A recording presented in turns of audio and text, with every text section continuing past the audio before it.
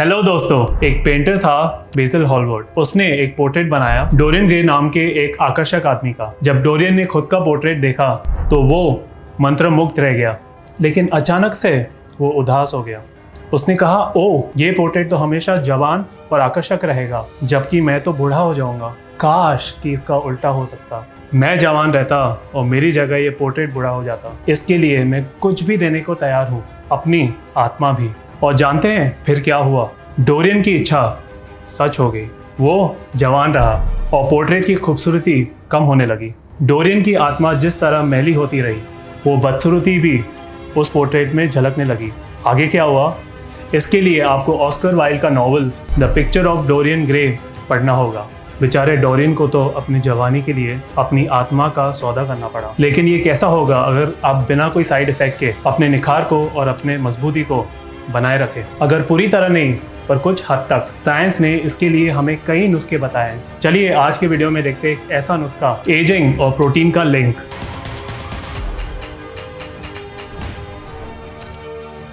पहले तो अपने दिमाग में ये बिठा लीजिए कि ये इम्पॉसिबल साउंड कर रहा है, पर इतना इम्पॉसिबल नहीं है। जरूर आप अपने आसपास ऐसे लोगों को जानते होंगे जिन्होंने अपने एज को चकमा दे दिया है, चाहे अपीयरेंस की बात हो या फिर फिजिकल एबिलिटी। कुछ मशहूर एग्जाम्पल्स की बात करें तो फौजा सिंह को देखिए। वो 100 साल की उम्र में पूरे 42 किलोमीटर की मैराथन दौड़ चुके हैं। उन्होंने 2011 में ये वर्ल्ड रिकॉर्ड बनाया था, सबसे ज़्यादा एज में मैराथन कंप्लीट करने का रिकॉर्ड। उन्होंने करीबन 8 घंटे में अपनी दौड़ कंप्लीट की। ऐसा नहीं कि वो अपने जवानी में कोई इंटरनेशनल एथलीट थे। करीबन 90 साल की उम्र में उन्हें ये भागने का शौक चढ़ा, आप विश्वास करेंगे? और उसके बाद उन्होंने कई मैराथन्स कंप्लीट की।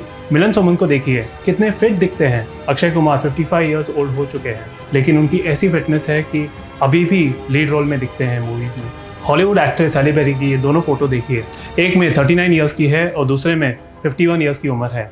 या फ्रेंड्स सीरीज़ की रेचल जेनिफर एनिस्टन को ही देख लीजिए, जाने कौन से कुएं का पानी पीती है। ये देखिए इनकी फोटोज 13 साल के गैप में। लगता है इनके लिए टाइम रुक सा गया है। तो जरा सोचिए, अगर कोई चीज पॉसिबल है तो आप इस ऑफर का फायदा क्यों ना उठाएं। इसका एक नुस्खा है प्रोटीन। ये किस तरह हमारी हेल्प करता है, ये समझने के लिए पहले बताइए बुढ़ापे में होता क्या है और रिवर्स एजिंग का एक्चुअली क्या मतलब है, ये किस तरह हमारी हेल्प करता है। देखिए, समय तो चलता रहेगा, आपकी उम्र भी बढ़ेगी ही, ये तो कॉमन सेंस वाली बात है। लेकिन बुढ़ापे की निशानियों को अवॉइड कर पाना, ये है सारा खेल। बुढ़ापे की निशानियां जैसे कि आपकी स्किन पर झुर्रियां, हाथ पैरों पर, चेहरे पर, हमारे शरीर में फिजिकल एबिलिटी कम हो जाना, जोड़ों में दर्द, चलने फिरने में दिक्कत, हमारे नर्वस सिस्टम का स्लो हो जाना यानी कि स्लो प्रोसेसिंग, दिमाग का कमजोर हो जाना, दिल का कमजोर होना यानी कि कार्डियोवैस्कुलर डिजीज का रिस्क ऊपर जाना, इम्यूनिटी कमजोर होना और जिसकी वजह से ज्यादा बीमारियां हो जाना। अगर हमारी उम्र बढ़ने के साथ हम ये सब अवॉइड कर पाए, उसे कहते हैं रिवर्स एजिंग, यानी कि स्किन पर निखार बने रहना, शरीर की ताकत बने रहे, नर्वस सिस्टम, इम्यून सिस्टम, दिल और दिमाग की मजबूती बनी रहे। तो आइए देखते हैं कि क्या प्रोटीन ये सब कर सकता है और कैसे।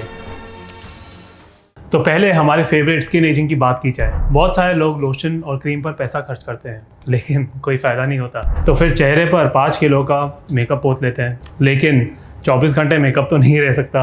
अपने कमरे में आईना दिखते हैं तो फिर सच्चाई सामने आ जाती है। चेहरे पर होते हैं रिंकल्स। ये रिंकल्स कैसे आते हैं, साइंस क्या है इसके पीछे? कोलेजन और इलास्टिन फाइबर के टूटने से। ये फाइबर हमारे स्किन को सपोर्ट करने वाले कनेक्टिव टिश्यूज हैं और उसके टूटने से स्किन टाइट नहीं रहती, स्किन लटकने लगती है और रिजल्ट होता है रिंकल्स। एक तो तरीका हो सकता है अपनी स्किन को अल्ट्रा वायलेट रेस से बचाएं, यानी कि बहुत ज़्यादा धूप में रहना अच्छा नहीं है। और दूसरी बात यह है कि कोलेजन डिस्ट्रॉय करने वाले खाने से बचे। पिछले मेरे शुगर वाले वीडियो में मैंने आपको एजिंग के बारे में कुछ बताया था, याद है ना कि भूल गए? शुगर की वजह से एज मॉलिक्यूल बनते हैं जिसे हम कहते हैं एडवांस ग्लाइकेशन एंड प्रोडक्ट, जिसे ग्लाइकोटॉक्सिन भी कहा जाता है। ऐसे समझिए, शुगर है कोलेजन का जानी दुश्मन। कोलेजन के दूसरे दुश्मन है फ्रेंच फ्राइज, आपके फेवरेट दूसरे फ्राइड आइटम्स, रिफाइंड कार्बोहाइड्रेट्स और प्रोसेस्ड मीट। तो आगे बढ़ते हैं और समझते हैं कोलेजन का प्रोटीन से क्या लिंक है। कोलेजन खुद एक प्रोटीन है जिसको कहते हैं COL17A1। इसी से स्ट्रॉन्गर स्किन सेल्स का रेप्लिकेशन हो पाता है। ये बात सामने आई 2019 में नेचर मैगजीन में आई हुई एक रिसर्च में। कोलेजन में बहुत तरह के अलग अलग अमाइनो एसिड्स हैं, जैसे कि ग्लाइसिन, प्रोलाइन और 2 अनकॉमन अमाइनो एसिड्स हैं, हाइड्रोक्सी प्रोलाइन और हाइड्रोक्सी लाइसिन। ये सब पाने के लिए आपको प्रोटीन डाइट चाहिए। क्या क्या खाया जाए? मीट जैसे कि चिकन, सालमन मछली, ऑयस्टर, बीफ, अंडे। अगर आप नॉनवेज नहीं खाते हैं तो आप लेग्यूम्स ले सकते हैं जैसे कि राजमा और छोले। दूध, दही, छाछ, पनीर जैसे डेयरी प्रोडक्ट्स ले सकते हैं। अब ऐसा ना करें कि मुझे जवान दिखना है इसलिए दिन भर केवल प्रोटीन ही खाते रहे। ये बात दिमाग में बिठा लीजिए कि हमें बैलेंस डाइट चाहिए होती है। जैसे कि कोलाजन की ही बात करें तो प्रोटीन तो हमने ले लिया, लेकिन कोलाजन की सिंथेसिस की जो प्रोसेस है उसके लिए एंटीऑक्सीडेंट्स और विटामिन सी की बहुत ज़रूरत है। इसलिए साथ में आपको चाहिए होगा आपके डाइट में भरपूर टमाटर, संतरे, नींबू, लाल शिमला मिर्च, strawberry, blackberry, blueberry, green leafy vegetables. देखिए, कुछ बीमारियां तो उम्र के साथ आने वाली बीमारियां हैं जैसे कि डिमेंशिया, हार्ट प्रॉब्लम और कैंसर। इनको कैसे रोका जाए? 2020 में यूनिवर्सिटी ऑफ एसेक्स में एक रिसर्च हुई, बहुत ही इंटरेस्टिंग रिसर्च थी है, जिसमें रिसर्चर्स को एक एंटी एजिंग प्रोटीन मिला जिसको हम कहते हैं GAF1। ये प्रोटीन हमारे बॉडी के एक प्रोसेस को कंट्रोल करता है जिसको कहते हैं प्रोटीन मेटाबॉलिज्म। होता ये है कि GAF1 हमारे सेल्स के ग्रोथ को स्लो कर देता है, इसलिए सेल्स ज्यादा समय तक चलते रहते हैं। इस तरह हमारी उम्र भी लंबी हो सकती है। 70 साल की उम्र में भी लोग कहेंगे कि अरे अभी मेरी उम्र ही क्या है, बस 70 साल ही तो हुआ है, अभी तो मैं जवान हूँ। अभी तो मैं जवान हूँ, अभी तो मैं जवान हूँ।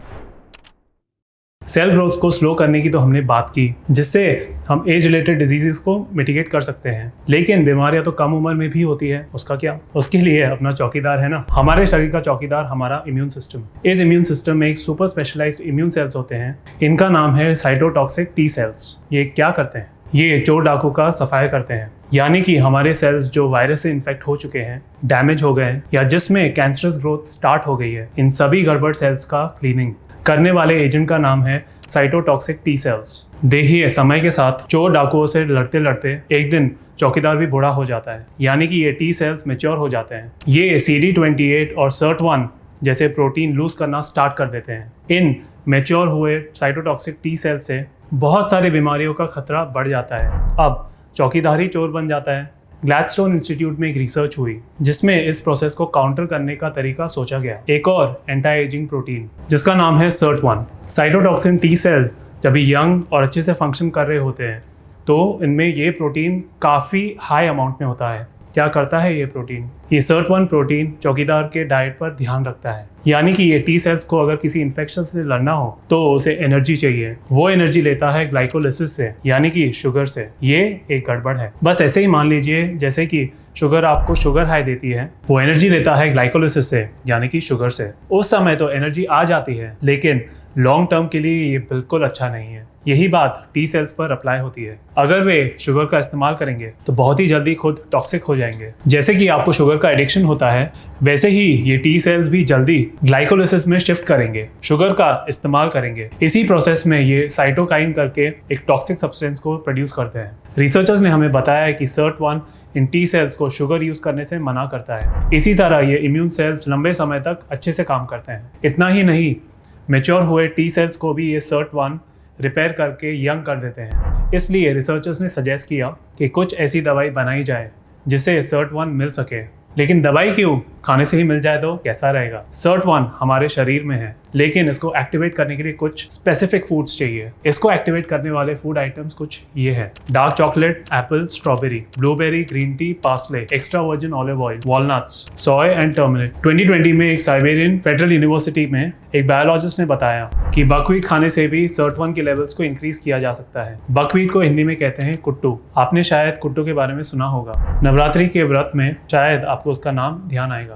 बकव्हीट ना केवल एक वेजिटेरियन का अच्छा सोर्स है, बल्कि इससे हमें कार्बोहाइड्रेट्स भी मिलते हैं जो कॉम्प्लेक्स होते हैं और उसमें फाइबर भी होता है। इसलिए वेट लॉस के हिसाब से भी कुट्टू का आटा बहुत बढ़िया है। बकव्हीट में लाइसिन और प्रोलाइन अमाइनो एसिड्स बहुत हाई क्वांटिटीज में होते हैं। वही अमाइनो एसिड जो स्किन को टाइट रखने वाले प्रोटीन कोलाजन में भी होते हैं। इस तरह आप स्किन एजिंग से भी बचेंगे और आपकी इम्यूनिटी भी बेटर हो सकती है। तो खाली नवरात्रि का वेट ना करें, कुट्टू का आटा आप जब चाहे खा सकते हैं।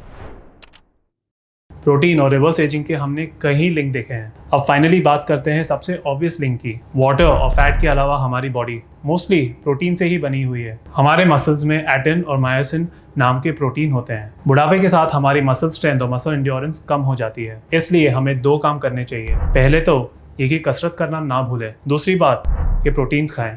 ताकि मसल्स मजबूत रहें। तो आज आपने देखा प्रोटीन्स का कितना बड़ा रोल है एजिंग को रिवर्स करने में। उम्मीद है कि आपको ये वीडियो पसंद आया होगा। मिलते हैं अगले एपिसोड में फिर ऐसे ही नई जानकारी के साथ। तब तक स्टे वेल, स्टे हेल्दी।